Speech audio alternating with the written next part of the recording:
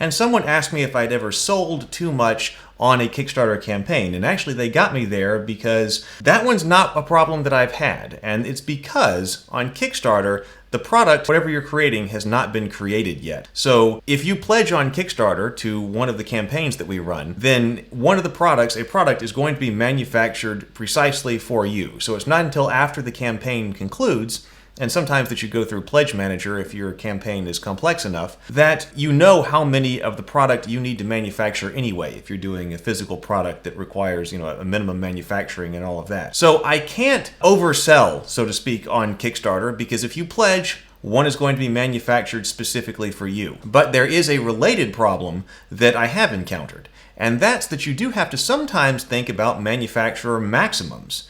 And that's not something that you often do because a lot of people immediately think about manufacturer minimums. If you're doing something like a board game or any kind of tech product, then there's probably a minimum number of units that you're going to have to manufacture in order to get any at all. In board games, this is often 1,000, 1,500. For kinds of tech products, it may be more than that, 5,000, 10,000, something like that is a minimum manufacturing order. But in some cases, you might have to think about a maximum order that a manufacturer can take. Because you think the more the better, right? How many of these will people pledge for? How many of them can you sell if you're doing e-commerce directly? But another problem you might run into is that, well, my manufacturer can only manufacture so many, and then they got to go to another product, or they can only manufacture so many, let's say, per month. And so if you set up your Kickstarter and you say, we're going to be delivering rewards on this particular date, and you give that projected estimate, and then it does so well that you start talking, then you go back to your manufacturer and say, wow, I'm going to need so many units of this. And they're like, whoa, that's a lot more than I thought we were trying to produce.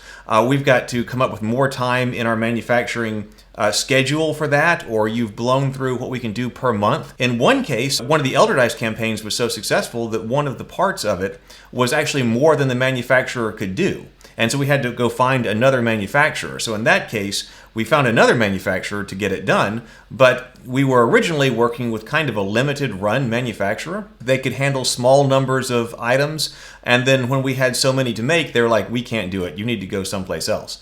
So that is something you have to handle after the Kickstarter campaign, because that you might not have anticipated, because you do all this work working with the manufacturer, showing them your files, so they know exactly what's going to be made, and get the time schedule done. And then after the Kickstarter campaign, when one of them says, well, you were too successful, I can't manufacture all that, you're going to have to look for somebody else, you've got to make sure that there's time built in after the campaign finishes, before you're supposed to fulfill rewards, so that if something like that happens, you can go and contact another manufacturer. Now it's a good idea, when you're running one, or when I'm running one, to go ahead and talk to the manufacturer and say, what is a maximum? What if this goes really big? What if this is very successful? Can we get out this number of units? How about a larger number of units? What if it goes sky high? Can we produce that number of units? And if so, how much longer is it going to take this number of units than we did at a lower level? And then you plan all of these different contingencies.